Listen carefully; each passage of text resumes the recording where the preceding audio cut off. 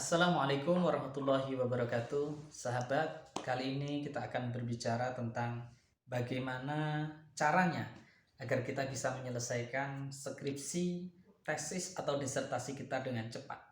Tentunya ada beberapa strategi yang perlu kita ketahui. Yang pertama adalah kita membuat outline. Karena dari outline itulah kemudian kita bisa tahu apa isi bab 1, apa isi bab 2, apa isi bab 3, bab 4, dan bab 5 yang terakhir. Dari outline itulah kemudian kita berpikir, ketika kita mendapatkan inspirasi baru kita tulis. Ya kan? Apakah ini posisinya ditaruh di bab 1 atau di bab 2 atau di bab 3? Kita tidak perlu menunggu bahwa kita harus menyelesaikan bab 1 dulu. Kita harus menyelesaikan bab 2 dulu, kita menyelesaikan bab 3 dulu. Tapi ketika sudah ada outline, itu lebih baik kita bab 1, bab 2, bab 3, bab 4, bab 5. Ketika dapat referensi, kita langsung masukkan pada sub-sub yang ada dalam outline tersebut. Yang kedua, ketika kita menulis skripsi atau tesis atau disertasi, maka kita harus targetkan. Jika kita mampu menulis dalam satu hari adalah satu lembar, kita bayangkan, satu lembar jika dikali dengan 30 dalam satu bulan, maka berarti kita satu bulan mampu menulis 30 lembar. Jika kita satu hari 2 lembar kita dapat menulis, berarti tinggal dikalikan 2, menjadi 60 lembar.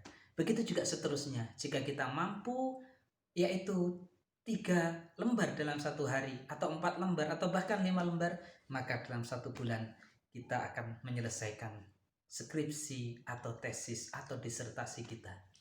Dan yang ketiga adalah bagaimana kita dapat menyelesaikan dengan cepat.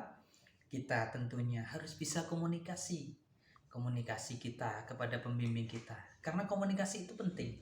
Bagaimana kita tahu body language dari pembimbing kita, apakah pembimbing kita sedang letih, atau pembimbing kita sedang sibuk, atau pembimbing kita bagaimana caranya kita bisa mengkomunikasikan dengan cara yang baik agar skripsi kita atau tesis kita atau disertasi kita itu dapat dikoreksi dan kemudian tertarik dengan apa yang kita tulis. Dan selanjutnya yang keempat adalah tulisan yang baik sejatinya adalah ketika kita banyak mengambil beberapa pendapat.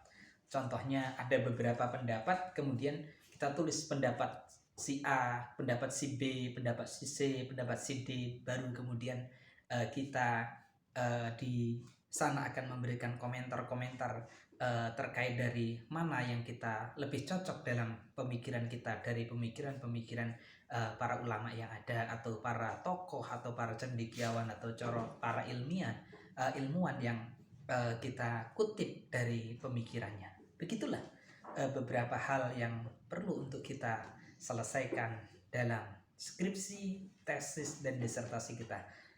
Terima kasih. Assalamualaikum warahmatullahi wabarakatuh.